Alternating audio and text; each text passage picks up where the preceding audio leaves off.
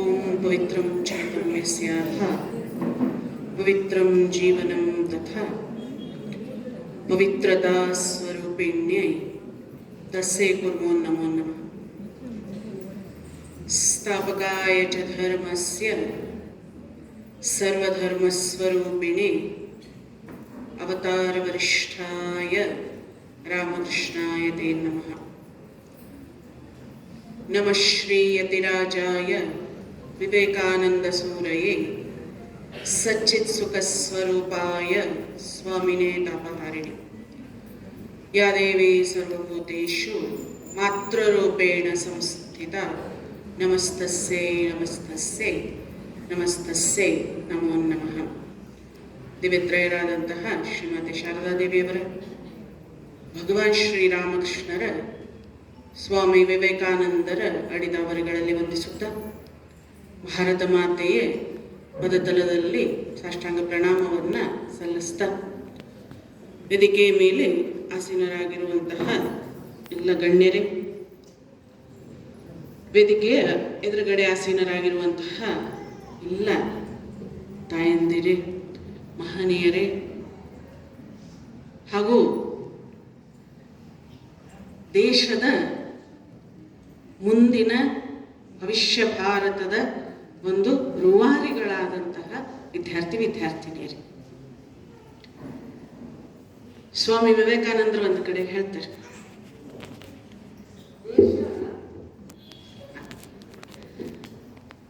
ಒಂದು ದೇಶವನ್ನ ಅಳಿಯೋದು ಅಂತಂದ್ರೆ ಅದೆಷ್ಟು ಆಸ್ತಿ ಇದೆ, ಎಷ್ಟು ಜಾಗ ಇದೆ, ಅದರ ಒಂದು ವಿಸ್ತೀರ್ಣ ಏನೋ ಅದರಿಂದ ಅಳೆಯುವಂಥದ್ದಲ್ಲ.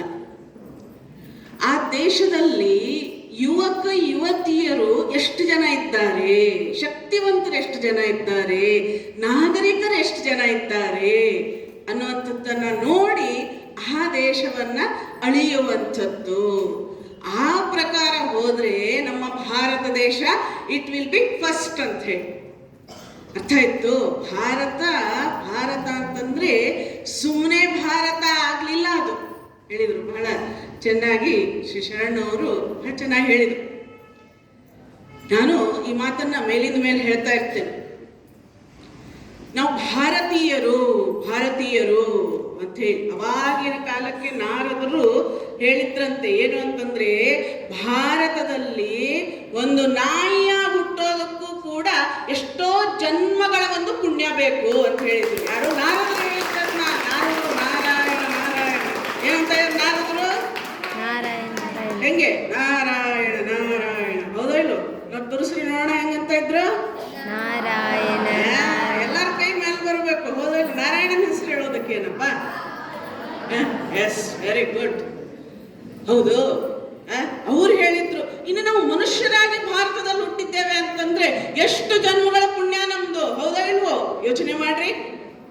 ಅದರಿಂದ ಭಾರತದಲ್ಲಿ ಹುಟ್ಟೋದು ಅಂತಂದ್ರೆ ಸುಮ್ಮನೆ ಅನ್ಕೊಳ್ಬೇಡ್ರಿ ನೀವು. ಎಷ್ಟೋ ಜನ ಪಾಶ್ಚಾತ್ಯರೆಲ್ಲ ಅನ್ಕೊಳ್ತಾರೆ ಏನು ಅಂತಂದ್ರೆ, I should be an Indian, I should be a Indian, I would have been Born as a Indian ಅಂತಂದ್ರೆ, ನಾನು ಭಾರತೀಯಳಾಗಿ ಯಾಕೆ ಹುಟ್ಟಲಿಲ್ಲಪ್ಪ? ಆಗಿರಂಥದ್ದು ಏನಿದೆ ನಮ್ಮ ಭಾರತದಲ್ಲಿ? ಏನಿದೆ? ಅದ್ಭುತವಾದ ಒಂದು ಸಂಸ್ಕಾರ ಇದೆ, ಆಮೇಲೆ ಅದ್ಭುತವಾದ ಒಂದು ಧರ್ಮವನ್ನ ಜಗತ್ತಿಗೆ ಕೊಟ್ಟಂತಹ ದೇಶ ನಮ್ಮ ಭಾರತ. ಅರ್ಥ ಆಯ್ತು? ಆದ್ದರಿಂದ ಏನಪ್ಪಾ ಅಂತಂದ್ರೆ, ಭಾರತ ಹಿಂದೂ ಅನ್ನುವಂತಹ ಒಂದು ಧರ್ಮವನ್ನ ಜಗತ್ತಿಗೆ ಕೊಟ್ಟಂತಹ ದೇಶ ಭಾರತ. ಹಿಂದೂ ಅಂದ್ರೆ ಏನು? ನಾವೆಲ್ಲ ಅನ್ಕೊಳ್ತೇವೆ ನಾವು ಹಿಂದೂಗಳು ಅಂತ ಹೇಳಿ. ನಿಮಗೆಲ್ಲ ಈ ಹ್ಯೂಮನ್ ಸಿವಿಲೈಸೇಷನ್ ಅಲ್ಲಿ ಬರ್ತದೆ ಪಾಠದಲ್ಲಿ, ಹೌದಾ ಇಲ್ವೋ? ಸಿಂಧೂ ನದಿಯ ದಡದಲ್ಲಿ ಯಾರ್ಯಾರಿದ್ರು ಅವರೆಲ್ಲ ಹಿಂದೂಗಳು ಅಂತ ಹೇಳಿ ಬರ್ತದೆ, ಹೌದಾ ಇಲ್ವೋ? ಆದ್ರೆ ಹಿಂದೂ ಅನ್ನುವಂಥದ್ದು ಧರ್ಮ ಹೌದು, ಆದ್ರೆ ಅದು ಅದ್ಭುತವಾಗಿ ಉತ್ಕೃಷ್ಟವಾದ ಉನ್ನತವಾದ ಜೀವನವನ್ನ ನಡೆಸುವಂತಹ ಒಂದು ಮಾರ್ಗಸೂಚಿ ಅದು ಹಿಂದೂ ಅನ್ನುವಂಥದ್ದು. ಎಂತ ಜೀವನವನ್ನ ನಡೆಸಬೇಕು, ಒಬ್ಬ ಹಿಂದೂ ಅಂದ್ರೆ ಹೇಗಿರಬೇಕು, ಈ ಧರ್ಮ ಆ ಧರ್ಮ ಎಲ್ಲಾ ಧರ್ಮಕ್ಕೂ ಕೂಡ ತಳಹದಿ ಯಾವ್ದಪ್ಪ ಅಂತಂದ್ರೆ ಹಿಂದೂ ಧರ್ಮವೇ. ಅರ್ಥ ಆಯ್ತು?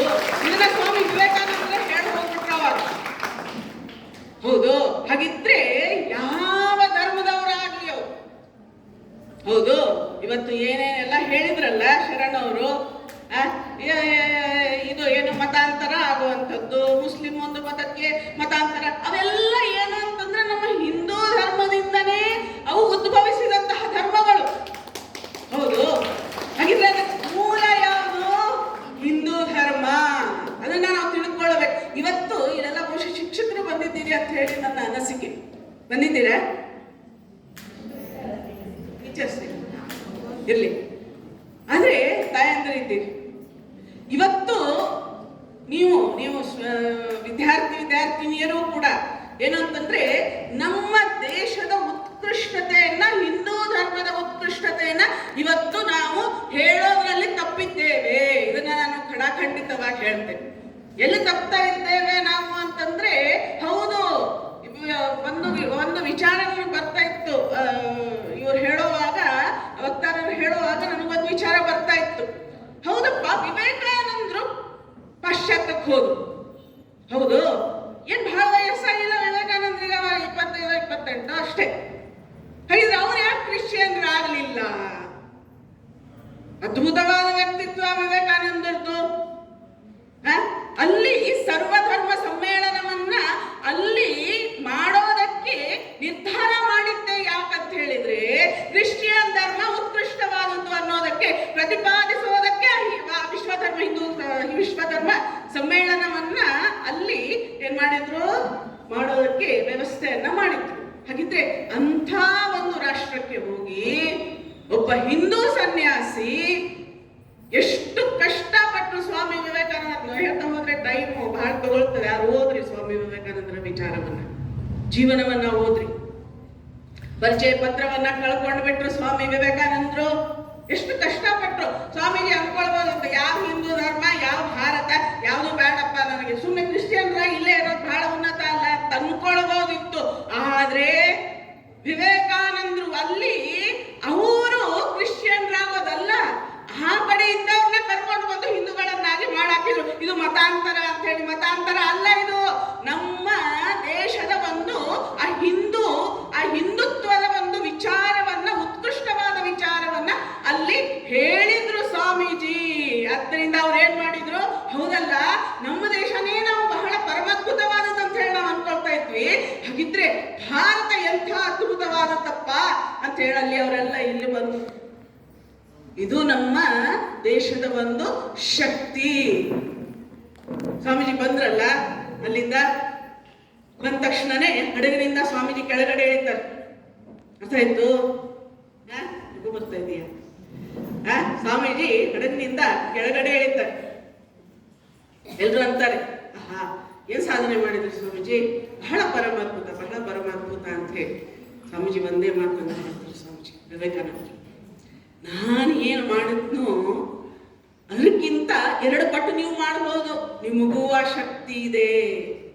ಸ್ವಾಮೀಜಿ ಏನ್ ಸಾಧನೆ ಮಾಡಿದ್ರು ಅಂತ ಹೇಳಿ ನಿಮ್ಗೆಲ್ಲ ಗೊತ್ತಿದೆ. ಚಿಕಾಗೋ ಉಪನ್ಯಾಸ ಆಯ್ತು, ಅವರು ವಿಶ್ವವಿಖ್ಯಾತರಾದ್ರು, ಎಲ್ಲ ಆಯ್ತು. ಅದು ಒಂದು ಹಂತ. ಆಮೇಲೆ ಅಲ್ಲಿಂದ ಬಂದ ಮೇಲೆ ಏನಪ್ಪಾ ಅಂತಂದ್ರೆ, ಸ್ವಾಮೀಜಿ ಹೇಳ್ತಾರೆ, ನಾನೇನು ಸಾಧನೆಯನ್ನ ಮಾಡಿದ್ನೋ ಅದಕ್ಕಿಂತ 2 ಪಟ್ಟು ಸಾಧನೆಯನ್ನು ನೀವು ಮಾಡಬಹುದು ಅಂತಂದ್ರೆ, ಪ್ರತಿಯೊಬ್ಬರಲ್ಲಿಯೂ ಕೂಡ ಆ ಅದ್ಭುತವಾದ ಶಕ್ತಿ ಇದೆ, ಸೂಕ್ತವಾದ ಶಕ್ತಿ ಇದೆ. ಯಾವಾಗ ಮನುಷ್ಯ ಅದನ್ನ ಬಡದೆಬ್ಬಿಸ್ತಾನೋ ಅದ್ಭುತವಾದ ಕಾರ್ಯಗಳಾಗೋದಕ್ಕೆ ಸಾಧ್ಯ ಅಂತ ಹೇಳಿದವರು ಸ್ವಾಮಿ ವಿವೇಕಾನಂದ. ಹೌದು, ಹಾಗಿದ್ರೆ ನಮ್ಮಲ್ಲ ಶಕ್ತಿ ಇಲ್ವೇನೋ? ಇದೆ. ಹಾಗಿದ್ರೆ ಯಾಕೆ ನಾವು ಅನ್ಯ ಧರ್ಮಕ್ಕೆ ಹೋಗ್ತಾ ಇದ್ದಾರೆ ನಮ್ಮ ಯುವತಿಯರು? ಯಾಕೆ ಮತಾಂತರ ಆಗ್ತಾ ಇದ್ದಾರೆ? ಯಾಕಂತ ಹೇಳಿದ್ರೆ, ಹಾಗಿದ್ರೆ ನಮ್ಮ ಧರ್ಮದಲ್ಲಿ ಸತ್ವ ಇಲ್ವೇನೋ? ಯಾವ ಧರ್ಮ ಇಡೀ ಜಗತ್ತಿಗೆ ತಾಯಿ ಸ್ಥಾನವನ್ನ ಪಡೆದಿದೆ, ಆ ಧರ್ಮಕ್ಕೆ ಇವತ್ತು ಸತ್ವ ಇಲ್ಲದೆ ಹೋಯ್ತಾ? ಸತ್ವ ಇಲ್ಲ ಅಂತಲ್ಲ, ಅದರ ಸತ್ವವನ್ನ ನಾವೇನ್ ಮಾಡ್ಬಿಟ್ಟಿದ್ದೇವೆ, ಮರೆತು ಬಿಟ್ಟಿದ್ದೇವೆ. ಪ್ರೀತಿಯ ವಿದ್ಯಾರ್ಥಿನಿಯರೇ, ಓದ್ರಿ ಪುಸ್ತಕಗಳನ್ನ. ಇವತ್ತು ಮೊಬೈಲ್ ಹಿಡ್ಕೊಂಡು ಅದರಲ್ಲೇ ಮುಖ ಹಾಕೊಂಡು ಕೂತ್ಕೊಳ್ಳುವಂಥದ್ದಲ್ಲ. ಹೌದು, ಸ್ಕೂಲಿಗೆ ಹೋಗ್ತೀರಿ ಪಾಪ, ಎಲ್ಲ ಸ್ಟೂಡೆಂಟ್ಸ್ ಇದ್ದೀರಿ, ಅದರಿಂದ ಸ್ವಲ್ಪ ಹೇಳ್ತೇನೆ. ಸ್ಕೂಲಿಂದ ಹೋಗ್ತೀರಿ ಮನೆಗೆ, ಏನನ್ನಿಸ್ತದೆ ಅಪ್ಪ, ಬೆಳಿಗ್ಗೆ ಎಷ್ಟು 9 ಗಂಟೆ 10 ಗಂಟೆಗೆ ಹೋಗಿರ್ತೀರಿ, 4 ಗಂಟೆವರೆಗೂ ಸ್ಕೂಲ್ ಒಳಗಿದ್ದು ಬಂದೆಪ್ಪ ನಾನು, ಸ್ವಲ್ಪ ಮೊಬೈಲ್ ಕೊಡಪ್ಪ, ಇಸ್ಕೊಳ್ತಿರೋ ಸತ್ಯ ಹೇಳಬೇಕು. ಹೌದಾ? ಬೋರ್ ಹೋಗ್ತೇನೆ. ಆದ್ರೆ change of work is rest ಅಂತ ಹೇಳಿದಾರಲ್ಲ, ಯಾಕೆ ನೀವು ಮೊಬೈಲ್ ಅನ್ನೇ ನೋಡ್ಬೇಕಂತ ಹೇಳಿ ಯಾವ್ದಾದ್ರು ಶಾಸ್ತ್ರದಲ್ಲಿ ಬರ್ದಿದೆಯಾ? ಯಾಕೆ ಚಂದ್ರಶೇಖರ್ ಆಜಾದ್ ಜೀವನವನ್ನ ಯಾಕೆ ಓದಬಾರ್ದು? ಸುಭಾಷ್ ಚಂದ್ರ ಬೋಸ್ ಜೀವನವನ್ನ ಯಾಕೆ ಓದಬಾರ್ದು? ಶಿವಾಜಿ ಜೀವನವನ್ನ ಯಾಕೆ ಓದಬಾರ್ದು? ರಾಣಿ ಪದ್ಮಾವತಿ ಜೀವನವನ್ನ ಯಾಕೆ ಓದಬಾರ್ದು? ಶ್ರೀಮತಿ ಶಾರದಾದೇವಿ ಅವರ ಜೀವನವನ್ನ ಯಾಕೆ ಓದಬಾರ್ದು? ನಿವೇದಿತಾ, ಸೋದರಿ ನಿವೇದಿತಾ ಹೆಸರನ್ನ ಕೇಳಿದ್ದೀರಾ? ಎಷ್ಟು ಜನ ಕೇಳಿದ್ದೀರಿ? ಕೈ ಎತ್ರಿ. Yes, very good. ಮಕ್ಕಳು? ಎಸ್, ಸಂತೋಷ ಆಯ್ತು. ಮಾರನೇ ಇನ್ನೊಂದ್ಸರಿ ಏನಾದ್ರು ಇಲ್ಲಿ ಬರುವಾಗ ನೀವೆಲ್ಲ ನಾನು ಬಂದಿದ್ದೆ ನೀವು ಇದ್ರೆ ಅಂತಂದ್ರೆ ಎಲ್ಲಾ ಕೈಗಳ ಮೇಲೆ ಬಂದ್ಬಿಟ್ರೆ ನನಗೆ ಬಹಳ ಸಂತೋಷ. ಸೋದರಿ ನಿವೇದಿತಾ ಯಾರವಳು? ಐರ್ಲ್ಯಾಂಡ್ ಇಂದ ಬಂದಂತಹ ಮಹಿಳೆ. ಹೌದು, ಐರ್ಲ್ಯಾಂಡ್ ಅದು ಅವಾಗಿನ ದೇಶದ, ಅವಾಗಿನ ಕಾಲದ ಐರ್ಲ್ಯಾಂಡ್. ನಮ್ಮ ಭಾರತ ಏನು ಅಂತಂದ್ರೆ ಗೊತ್ತಿದೆ ನಿಮಗೆಲ್ಲ ಅವಾಗಿನ ಪರಿಸ್ಥಿತಿ. ಅವಳು ಬಂದು ಇಲ್ಲಿ ಸೇವೆಯನ್ನ ಮಾಡ್ತಾಳೆ, ಯಥಾ ಸೇವೆಯನ್ನ ಮಾಡ್ತಾಳೆ. ಸೋದರಿ ನಿವೇದಿತಾ ಪತ್ರ ಬರೀತಾಳೆ ಸ್ವಾಮಿ ವಿವೇಕಾನಂದರಿಗೆ. ಸೋದರಿ Nivedita, Swamiji, I want to serve India. ನಾನು ಭಾರತಕ್ಕೆ ಸೇವೆಯನ್ನ ಸಲ್ಲಿಸಬೇಕು ಅಂತ ಹೇಳಿ ಅಂದ್ಕೊಳ್ತಾ ಇದ್ದೆ. ಸ್ವಾಮಿ ವಿವೇಕಾನಂದರು ಬೇರೆ ಗುರುಗಳಾಗ್ಬಿಟ್ಟಿದ್ರೆ ಬರ್ತಿದ್ರೇನೋ ಏನು ಅಂತಂದ್ರೆ, ಆಗ್ಲಿ ಬಾ, ಬಹಳ ಒಳ್ಳೇದಾಯ್ತು, ನನ್ನ ದೇಶಕ್ಕೂ ಕೂಡ ನಮ್ಮ ದೇಶದಲ್ಲಿ ಯಾರು ಚೆನ್ನಾಗಿಲ್ಲ ಹಾಗೆ ಏನೇನು ಬರ್ಬಿಟ್ಟು ಸ್ವಾಮಿ ವಿವೇಕಾನಂದರು ಬರ್ತಾರೆ ಪತ್ರದಲ್ಲಿ. ಬರ್ತೀಯಾ? ಯೋಚನೆ ಮಾಡ್ಕೋ. ನನ್ನ ದೇಶ ಎಂಥ ದೇಶ ನಂದು. ನನ್ನ ದೇಶದ ಜನ ಹಾಗಿದ್ದಾರೆ, ಅವರಿಗೆ ಹೊಟ್ಟೆ ತುಂಬಾ ಊಟ ಇಲ್ಲ, ಹೌದು, ಮೈ ತುಂಬಾ ಬಟ್ಟೆ ಇಲ್ಲ. ಅವಾಗಿನ ಕಾಲ ಇರೋದಕ್ಕೆ ಅವರಿಗೆ ಮನೆಗಳಿಲ್ಲ, ಹೌದು, ನೋಡೋದಕ್ಕೆ ನಿಮ್ಮ ತರ, ನಿಮ್ಮ ಐರಿಷ್ ಏನು ಜನ ಇದ್ದಾರೋ ಆ ತರ ಸಾಫಿಸ್ಟಿಕೇಟೆಡ್ ಇಲ್ಲ ಅವರು, ಹೌದು. ನೀನ್ ಬರ್ತೇನೆ ಅಂತಿದೀಯಾ? ಯೋಚನೆ ಮಾಡ್ಕೋ. ನೀನು ನನ್ನ ಭಾರತದ ಸೋದರರ ಮೇಲೆ ನೀನೇನಾದ್ರೂ ಒಂದು ದೊಡ್ಡ ಉಪಕಾರ ಮಾಡ್ತೇನೆ ನಾನು ಬಂದು ಅಂತ ಹೇಳಿ ಬರೋದಾದ್ರೆ ಬರೋದಕ್ಕೆ ಹೋಗ್ಬೇಡ. ನಾನು ಭಾರತದ ಸೋದರಿಯರನ್ನ ಅಪ್ಪುಕೊಂಡು ನಾನು ಸೇವೆಯನ್ನ ಮಾಡ್ತೇನೆ ಅಂತಂದ್ರೆ ಮಾತ್ರ ಭಾರತಕ್ಕೆ, ಇಲ್ದ್ರೆ ಬರಬೇಡ ಅಂತ ಬರೋದ್ಬಿಟ್ಟು ಸ್ವಾಮೀಜಿ ಎಂತ ಮಾತ್ರ ಇದು. ಹೌದು, ನಿವೇದಿತಾ ಒಪ್ಪಿಕೊಂಡು ಬರ್ತಾಳೆ ಭಾರತಕ್ಕೆ. ನಾನು ಇದ್ಯಾಕೆ ಹೇಳ್ತಾ ಇದ್ದೇನೆ ಅಂತಂದ್ರೆ, ನಮ್ಮ ಧರ್ಮದ ಒಂದು ವೈಶಿಷ್ಟ್ಯತೆ ಎಷ್ಟು ಅದ್ಭುತವಾಗಿದೆ.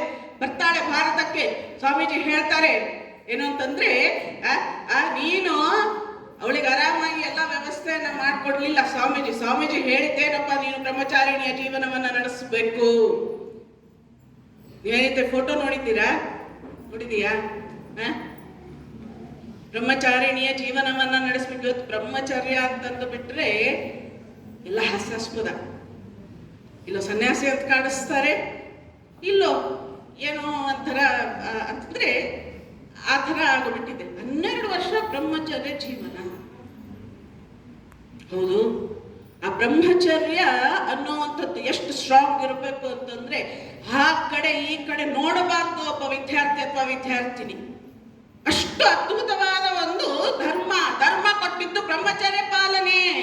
ರಾಮ ಆಗ್ಲಿ, ಕೃಷ್ಣ ಆಗ್ಲಿ, ಯಾರೇ ಆಗ್ಲಿ, ಅವರು ಅವತಾರ ಪುರುಷರೇ ಆದ್ರೂ ಕೂಡ 12 ವರ್ಷ ಗುರುಕುಲದಲ್ಲಿ ವಾಸ ಮಾಡಿ ಬ್ರಹ್ಮಚರ್ಯವನ್ನ ಪಾಲಿಸಿದ್ದು ಉಂಟು.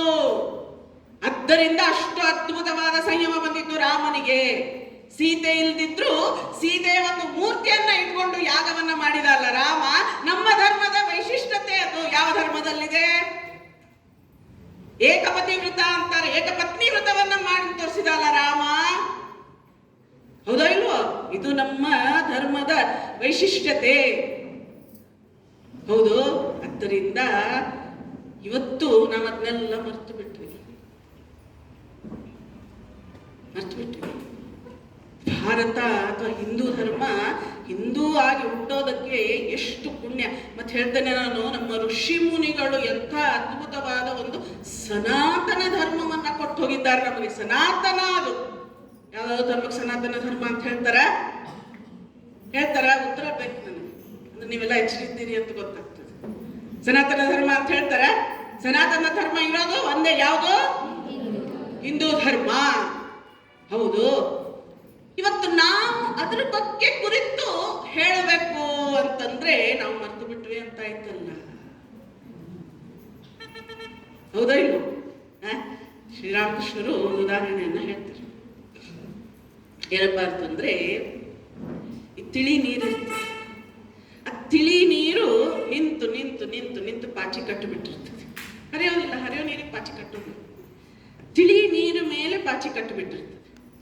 ಆ ಪಾಚಿಯನ್ನ ಸ್ವಲ್ಪ ಸರಸು ನೋಡು, ಎಷ್ಟು ತಿಳಿ ನೀರು ಸಿಗ್ತದೆ. ಅವರು ಆಧ್ಯಾತ್ಮಿಕವಾಗಿ ಹೇಳಿದ್ದದನ್ನ ಏನಂತಂದ್ರೆ, ನಾವೆಲ್ಲರೂ ಕೂಡ ಆತ್ಮ ಸ್ವರೂಪರು, ಈ ದೇಹ ಮೇಲೆ ನೋಡೋದಕ್ಕಷ್ಟೇ ಅಂತ ಹೇಳಿ. ಹಾಗಿದ್ರೆ ಆ ಆತ್ಮ ಎಲ್ಲಿದೆ ಅಂತಂದ್ರೆ, ಆತ್ಮ ಒಳಗಡೆ ಇದೆ, ಪ್ರಕಾಶಮಾನವಾಗಿದೆ. ಈಟ್ ಸೋಲ್ ಈಸ್ ಪೊಟೆನ್ಷಿಯಲಿ ಡಿವೈನ್ ಅಂತ ಸ್ವಾಮಿ ವಿವೇಕಾನಂದರು ಕೂಡ ಹೇಳ್ಬಿಟ್ಟಿದ್ದಾರೆ. ಹಾಗಿದ್ರೆ ಆ ಆತ್ಮ ಕಾಣೋದಿಲ್ಲಲ್ಲ ಅಂತಂದ್ರೆ, ಅನೇಕ ಬಂಧನಗಳಿಂದ ಅದು ಆವರಿಸಲ್ಪಟ್ಟಿದೆ. ಆದ್ದರಿಂದ ಯಾವ ರೀತಿ ಆ ಏನು ಪಾಚಿ ಕಟ್ಟಿದಂತಹ ನೀರು ಪಾಚಿಯನ್ನ ಸರಿಸ್ಬಿಟ್ರೆ ಅದ್ಭುತವಾದ ತಿಳಿ ನೀರು ಸಿಗ್ತದೆಯೋ, ಅದೇ ರೀತಿ ಏನು ಅಂತಂದ್ರೆ ನಮ್ಮ ಹಿಂದೂ ಧರ್ಮ ಅದು ಯಾವಾಗ್ಲೂ ಕೂಡ ಅದ್ಭುತನೇ ಅದು. ಆದ್ರೆ ಈಗೇನಾಗ್ಬಿಟ್ಟಿದೆ, ಪಾಶ್ಚಾತ್ಯೀಕರಣ ಒಂದು, ಆಮೇಲೆ ಮೋಸ್ಟ್ ಮಾಡರ್ನೈಸೇಷನ್ ಬಹಳಷ್ಟು. ಎಲ್ಲ ವಿದ್ಯಾರ್ಥಿಗಳಿಗೆ, ವಿದ್ಯಾರ್ಥಿನಿಯರಿಗೆ, ಪಾಲಕರಿಗೆ ಎಲ್ರಿಗೂ ಕೂಡ ಅವರವರ ಮಕ್ಕಳು ಹೇಗಿರ್ಬೇಕು ಅಂತ they should be very modern. ಇಲ್ಲಿ ತಪ್ಪೈತೆ, ಇಲ್ಲಿ ತಪ್ಪೈತೆ. ಅದರಿಂದ ನಮ್ಮ ಸಂಸ್ಕೃತಿಯನ್ನ ನಾವು ಬಿಡ್ತಾ ಇದ್ದೇವೆ. ಹೌದಾ ಇಲ್ವೋ?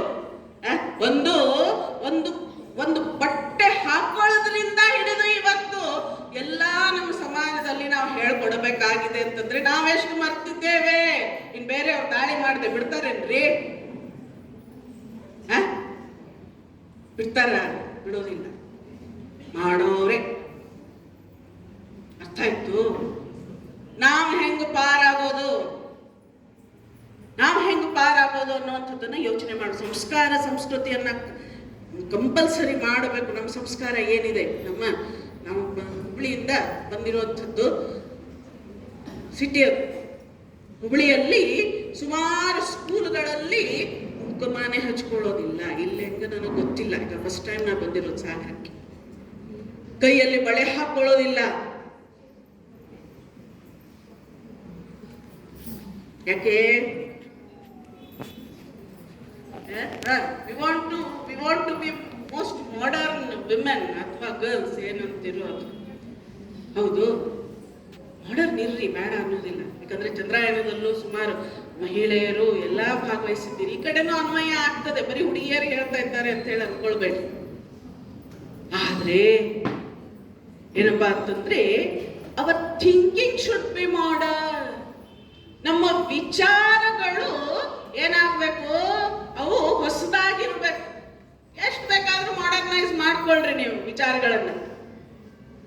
ಆದ್ರೆ ಅದನ್ನ ಬಟ್ಟೆ ಮೂಲಕ, ನಮ್ಮ ಸಂಸ್ಕೃತಿಯನ್ನ ಮರೆಯುವುದರ ಮೂಲಕ ತೋರಿಸೋ ಅಂತ ಅವಶ್ಯಕತೆ ಇಲ್ಲ. ಬೇಡ ನಮಗದು. ಅರ್ಥ ಇತ್ತು? ಯಾವಾಗ ಒಂದು ದೊಡ್ಡ ಆಲದ ಮರ ಇರ್ತದೆ ಅಂತ ಇಟ್ಕೊಳ್ರಿ, ಆ ಆಲದ ಮರ ಎಷ್ಟೋ ಜನರಿಗೆ ನೆರಳು ಕೊಡ್ತದೆ. ಆಲದ ಮರ ಯಾವಾಗ ಆಲದ ಮರ ಒಂದು ದೊಡ್ಡದೊಂದು ಏನೋ ಒಂದು ಬಂತು ಅಂತ ಇಟ್ಕೊಳ್ರಿ, ಏನೋ ಈ ಜೋರಾಗಿ ಮಳೆ ಬಂತು ಅಥವಾ ಒಂದು ಬಿರುಗಾಳಿ ಬಂತು ಅಂತ ಇಟ್ಕೊಳ್ರಿ, ಆಲದ ಮರ ಅಳಗಾಡೋದು ಪ್ರಾರಂಭ ಆಗ್ತದೆ. ಆಲದ ಮರದ ಬೇರುಗಳು ಸಡಿಲ ಆಗ್ತದೆ. ಸಡಿಲ ಆದ ತಕ್ಷಣನೇ ಆಲದ ಮರ ಏನಾಗ್ಬಿಡ್ತದೆ, ಎಷ್ಟೋ ಜನರಿಗೆ ನೆರಳು ಕೊಡುವಂತಹ ಆಲದ ಮರ ಬಿದ್ದು ಬಿಡುತ್ತದೆ. ನಮ್ಮ ಹಿಂದೂ ಧರ್ಮ ಅಷ್ಟೇ, ಸುಮಾರು ಧರ್ಮಗಳಿಗೆ ಅದು ಆಶ್ರಯ ಹಿಂದೂ ಧರ್ಮ. ಇವತ್ತು ನಮ್ಮ ಸಂಸ್ಕಾರವನ್ನ, ಸಂಸ್ಕೃತಿಯನ್ನ ನಾವು ಮರಿತಾ ಇರೋದ್ರಿಂದ ನಮ್ಮ ಬೇರೆ ಅಲಗಾಡ್ತಾ ಇದೆ. ಆದ್ದರಿಂದ ಇವತ್ತು ಮಾಡಬೇಕಾದದ್ದು ಏನು ಅಂತಂದ್ರೆ, ನಮ್ಮನ್ನ ನಾವು ಹೇಗೆ ತಿದ್ಕೊಳ್ಳೋ. ಇವ್ರು ಹೇಳಿದ್ದು ಬಹಳ ಸತ್ಯ, ಅದನ್ನೆಲ್ಲ ಅವ್ರು ಹೇಳ್ಬಿಟ್ರು, ಅದನ್ನು ತಲೆಯಲ್ಲಿ ಇಟ್ಕೊಳ್ಳೇಬೇಕಾದದ್ದು. ಆದ್ರೆ ನಾವೇನ್ ಮಾಡಬೇಕು? ಶ್ರೀಮತಿ ಶಾರದಾದೇವಿಯವರು ಒಂದು ಮಾತು ಹೇಳ್ತಾರೆ, ಫಸ್ಟ್ ನಿನ್ನನ್ನ ನೀನು ತಿದ್ದುಕೋ. ಹೌದು, ಅವಾಗ ಎಷ್ಟೋ ರಾಮಕೃಷ್ಣರು ಹೇಳ್ತಾರೆ, ಫಸ್ಟ್ ನಿನ್ನನ್ನ ನೀನು ತಿದ್ಕೋ, ಒಬ್ಬ ಮೂರ್ಖ ಕಡಿಮೆ ಆಗ್ಬಿಡ್ತಾನೆ ಅಂತ ಹೇಳ್ತಾರೆ ಸ್ವಾಮೀಜಿ ರಾಮಕೃಷ್ಣರು. ಹಂಗೆ ನಾನು ನನ್ನ ಧರ್ಮವನ್ನ ಉಳಿಸೋದಕ್ಕೆ ನಾನೇನ್ ಮಾಡಬಲ್ಲೆ? ವಿಶ್ವ ಹಿಂದೂ ಪರಿಷತ್ನವ್ರು ಸುಮಾರು ಕಾರ್ಯಕ್ರಮಗಳನ್ನ ಮಾಡ್ತಾ ಇರ್ತಾರೆ, ಸುಮಾರು ಕಾರ್ಯಕ್ರಮಗಳಿಗೆ ನಾನು ಹೋಗ್ತಾ ಇರ್ತೇನೆ. ಹೌದು, ಹಾಗಿದ್ರೆ ನನ್ನ ಒಂದು ಪಾತ್ರ ಏನಿದೆ ತಾಯಿ ಯೋಚನೆ ಮಾಡಬೇಕು. ನನ್ನ ಪಾತ್ರ ಎಲ್ಲಿ ಬರ್ತದೆ? ಮಗಳಿಗೆ ಅಥವಾ ಮಗನಿಗೆ ಸಂಸ್ಕಾರವನ್ನ ಹೇಳ್ಕೊಡ್ಬೇಕು. ನಮ್ಮ ಹಿಂದೂ ಧರ್ಮ ಹೇಳ್ಕೊಡೋದೇನು ಅಂತಂದ್ರೆ, ಪ್ರತಿಯೊಬ್ಬ ಸ್ತ್ರೀಯಲ್ಲಿಯೂ ನೀನು ಭಗವತಿಯನ್ನ ಕಾಣು. ಭಗವತಿ ಸ್ವರೂಪಿ ಯಾ ದೇವಿ ಸರ್ವಭೂತೇಷು ಮಾತೃರೂಪೇಣ ಸಂಸ್ಥಿತ ನಮಸ್ತಸ್ಸೈ ನಮಸ್ತಸ್ಸೈ ನಮಸ್ತಸ್ಸೈ ನಮೋ ನಮಃ. ಅದನ್ನ ನಮ್ಮ ಹುಡುಗರಿಗೆ ಹೇಳ್ಕೊಟ್ರೇನು ತಾಯಂದಿರು? ಇನ್ನ ಇವರು ನಾರಾಯಣ ಸ್ವರೂಪರು. ಯಾವ ಒಬ್ಬ ಗಂಡನನ್ನ ಬಿಟ್ಟು ಇನ್ನು ಯಾರನ್ನೂ ಕೂಡ ನೀನು ಕಾಮ ಭಾವನೆಯಿಂದ ನೋಡಬಾರ್ದು ಅನ್ನೋದನ್ನ ಹೇಳ್ಕೊಟ್ರೇನು? ಹೇಳ್ಕೊಡ್ಲಿಲ್ಲ. ಇದು ನಮ್ಮ ಧರ್ಮ ಹೇಳ್ಕೊಡ್ತದೆ. ಹೌದು. ಅದರಿಂದ ಇದನ್ನ ಇವತ್ತು ಹೇಳಿಕೊಡಬೇಕಾಗಿದೆ. ಆವಾಗ ನೋಡಿ, ಮತ್ತೆ ಇನ್ನೊಂದು ಹೇಳ್ತಾರೆ ಸ್ವಾಮೀಜಿ. ಆವಾಗ ಸ್ವಾಮೀಜಿ ಬಹುಶಃ ಇದೆಲ್ಲ ಗೊತ್ತಿತ್ತು ಸ್ವಾಮೀಜಿ. ಸ್ವಾಮೀಜಿ ಕರೆ ಕೊಟ್ಟಿದ್ದೇನು ಅಂತಂದ್ರೆ, ಮ್ಯಾನ್ ಮೇಕಿಂಗ್ ಎಜುಕೇಶನ್ ಅಂತ ಹೇಳಿದ್ರು ಸ್ವಾಮೀಜಿ. ಕ್ಯಾರೆಕ್ಟರ್ ಬಿಲ್ಡಿಂಗ್ ಎಜುಕೇಶನ್ ಅಂತ ಹೇಳಿದ್ರು ಸ್ವಾಮೀಜಿ. ಅಂತಂದ್ರೆ ಚಾರಿತ್ರ್ಯ ನಿರ್ಮಾಣ ಶಿಕ್ಷಣವನ್ನ ಕೊಡಿ ಮಕ್ಕಳಿಗೆ, ಮತ್ತೆ ಅದ್ಭುತವಾದ ಮನುಷ್ಯರನ್ನ ತಯಾರು ಮಾಡ್ರಿ ಅಂತ ಹೇಳಿದ್ರು ಸ್ವಾಮೀಜಿ.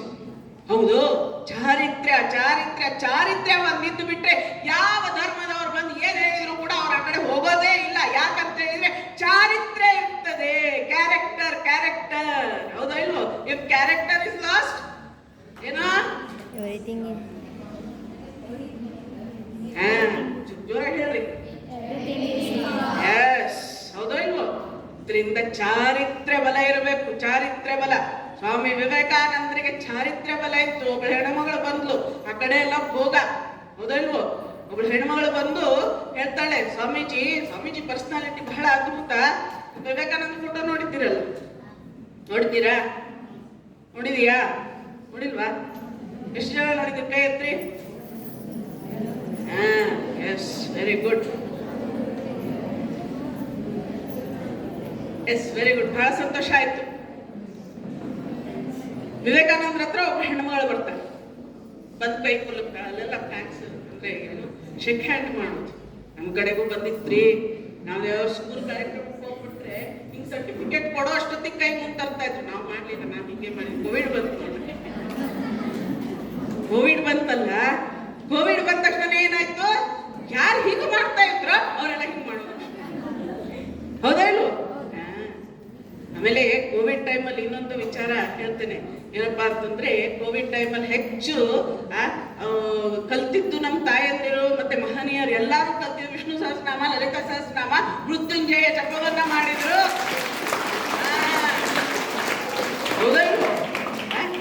ಇದರಿಂದ ನಮ್ಮದೇ ಗೋಲ್ಡ್ ಇಸ್ ಗೋಲ್ಡ್. ಹೌದಾ ಇಲ್ವೋ? ಹಿಂಗೆ ಕರೆಕ್ಟ್. ಅದು ಹಿಂಗಾಗೋದಕ್ಕೆ ಸಾಧ್ಯವೇ ಇಲ್ಲ. ಆದ್ರೆ ಅದು ಪಾಶ್ಚಾತ್ಯ. ಸುಮ್ಮನೆ ಹೇಳಿದೆ, ಪಾಶ್ಚಾತ್ಯ ದೇಶ ಅದು. ಒಬ್ಳು ಯುವತಿ ಬಂದು ಶೇಖರ್ ಮಾಡಿದ್ರು ಸ್ವಾಮೀಜಿಗೆ. ಅವ್ರ ಕಡೆ ಭೋಗನೇ. ಅವ್ರಿಗೆ ಪಾಪ ಯೋಗ ಗೊತ್ತಿಲ್ಲ. ಹೌದು, ಸನ್ಯಾಸಿಗಳಂದ್ರೆ ಏನು ಗೊತ್ತಿಲ್ಲ. ಒಳ್ಳೆ ಪರ್ಸನಾಲಿಟಿ. ಅವಳೊಂದು, Swamiji I want to marry you ಅಂದ್ಬಿಟ್ಲು. ಸ್ವಾಮೀಜಿನ ನೋಡಿ, Swamiji I want to marry you. Swamiji ಒಂದು ಮುಗುಳ್ನಕ್ಕು ಹೇಳಿದ್ರು, ಕೇಳಿದ್ರು, madam why you want to marry me? ಯಾಕೆ ನನ್ನ ಮದುವೆ ಆಗ್ಬೇಕು ಅನ್ಕೊಳ್ತಾ ಇದ್ದೀನಿ ನೀನು ಅಂತ ಹೇಳಿದ್ರು ಸ್ವಾಮೀಜಿ. ಕೇಳಿದ್ರು. ತಾಯಿ ಹೇಳ್ತಾರೆ, Swamiji I want to have a son like you. ನನಗೊಬ್ಬ ನಿನ್ನಂತ ಮಗ ಬೇಕು ಅಂತ ಹೇಳಿದ್ಲು ಅವಳು. ಸ್ವಾಮೀಜಿ ಅಂದ್ರು, why do you think so far madam? Why don't you accept me as your son ಅಂತ ಹೇಳ್ಬಿಟ್ರು ಸ್ವಾಮೀಜಿ. ಅಷ್ಟು ಯಾಕೆ ಸರಿ ಮಾಡ್ತೀವಿ? ನನ್ನನ್ನೇ ಮಗಳನ್ನಾಗಿ ಸ್ವೀಕರಿಸಿಬಿಡು. ಹೌದು, ಪ್ರತಿಯೊಬ್ಬ ತಾಯಿಯಲ್ಲಿಯೂ ಕೂಡ ತಾಯಿಯನ್ನ, ಭಗವತಿಯನ್ನ ಕಾಣುವಂಥದ್ದು. ಅರ್ಥ ಆಯ್ತು?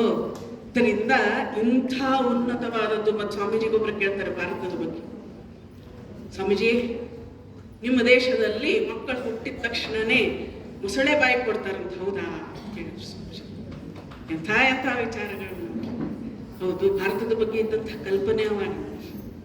ಯಾಕಂದ್ರೆ ಬಡತನ ಇತ್ತಲ್ಲ, ಅದಕ್ಕೆ ಊಟಕ್ಕೆ ಹಾಕೋದಕ್ಕೆ ಆಗೋದಿಲ್ಲ ಅಂತ ಹೇಳಿ ಮೊಸಳೆ ಬಾಯಲ್ಲಿ ಕೊಡ್ತಾರಂತ, ಹೌದಾ? ಸ್ವಾಮಿ ಬೇರೆಯವ್ರು ಆಗ್ಬಿಟ್ಟಿದ್ರೆ ಏನ್ ಮಾತಾಡ್ತೀನಿ ನಮ್ಮ ಭಾರತದ ಬಗ್ಗೆ ಅಂತ. ಸ್ವಾಮೀಜಿ ನಗ್ತಾ ಹೇಳಿದ್ರು, ಹೌದು ನನ್ನನ್ನು ಕೊಡ್ತಾ ಇದ್ರು, ತಪ್ಪಿಸ್ಕೊಂಡು ಬಂದು ಬಿಟ್ಟೆ ನಾನು ಅಂತ ಹೇಳಿದ್ರು ಸ್ವಾಮೀಜಿ. ಅಂದ್ರೆ ಎಂಥೆಂಥ ಕಲ್ಪನೆಗಳಿತ್ತು ಭಾರತದ ಬಗ್ಗೆ, ಹೌದಲ್ವ? ಆದ್ರೆ ಭಾರತದ ಒಂದು ಮಣ್ಣು, ಭಾರತದ ದೇಶ, ಹೌದೋ ಇಲ್ವೋ, ಎಂಥೆಂಥವ್ರು ಆಗೋಗಿದ್ದಾರೆ ಭಾರತದಲ್ಲಿ. ಅದರಿಂದ ಪ್ರೀತಿಯ ವಿದ್ಯಾರ್ಥಿನಿಯರೇ ಮತ್ತೆ ತಾಯಂದಿರೇ, ಮಹನೀಯರೇ, ಎಲ್ಲರೂ ಏನಪ್ಪ ಅಂತಂದ್ರೆ, ಯಾವಾಗ ನಾವು ನಮ್ಮ ಬೇರೆ ಗಟ್ಟಿ ಮಾಡ್ಕೊಳ್ತೇವೋ ನಮ್ಮ ಆಲದ ಮರ ಗಟ್ಟಿ ಆಗೋಬೇಕು. ಹೌದು, ಈ ಕಾರ್ಯಕ್ರಮಗಳಿಗೆ ಏನು ಅಂತಂದ್ರೆ ಇನ್ನೂ ಹೆಚ್ಚಿನ ಸಂಖ್ಯೆಯಲ್ಪ ವಿದ್ಯಾರ್ಥಿನಿಯರು ಬರ್ಬೇಕು. ಎಷ್ಟು ಶ್ರಮ ಪಟ್ಟಿದ್ದಾರೋ ನಿಮ್ಮ ದಿನ ಒಂದೊಂದು ಇನ್ವಿಟೇಷನ್ ಬರ್ತಿತ್ತು, ಏನೇನು ನಡೀತಾ ಇದೆ ಕಳಿಸ್ತಾ ಇದ್ರು. ಆಗ್ಲಿ, ಆದ್ರೂ ನೀವೆಲ್ಲ ಬಂದಿದ್ದೀರಿ, ಬಹಳ ಸಂತೋಷ ಆಯ್ತು. ನಿಮ್ಮನ್ನೆಲ್ಲ ನೋಡಿ ನನಗೆ ಬಹಳ ಸಂತೋಷ ಆಯ್ತು. ಯಾಕಂತ ಹೇಳಿದ್ರೆ ನಮ್ಮ ದೇಶದ ಮುಂದಿನ ಭವಿಷ್ಯದ ರೂವಾರಿಗಳು ನೀವು, ಹೌದೋ ಇಲ್ವೋ? ಅದರಿಂದ ಏನ್ ಮಾಡ್ಬೇಕು, ಇನ್ಮೇಲೆ ಸ್ಕೂಲಿಂದ ಬಂದ ತಕ್ಷಣನೇ ಫ್ರೆಶ್ ಅಪ್ ಆಗಿ ಮೊಬೈಲ್ ಹಿಡಿಬೇಡ್ರಿ. ಏನ್ ಹಿಡಿತೀರಿ? ಭಗವದ್ಗೀತೆ. ಒಳ್ಳೊಳ್ಳೆ ಪುಸ್ತಕಗಳನ್ನ ಓದಬೇಕು. ಅರ್ಥ ಆಯ್ತು? ಆಮೇಲೆ ಇನ್ನೊಂದೇನಪ್ಪ ಅಂತಂದ್ರೆ, ಇನ್ನೊಂದು ಘಟನೆ ಹೇಳ್ತೇನೆ, ನೀವು ಹೇಳಿ ಮುಗಿಸ್ತೇನೆ. ವಿವೇಕಾನಂದರು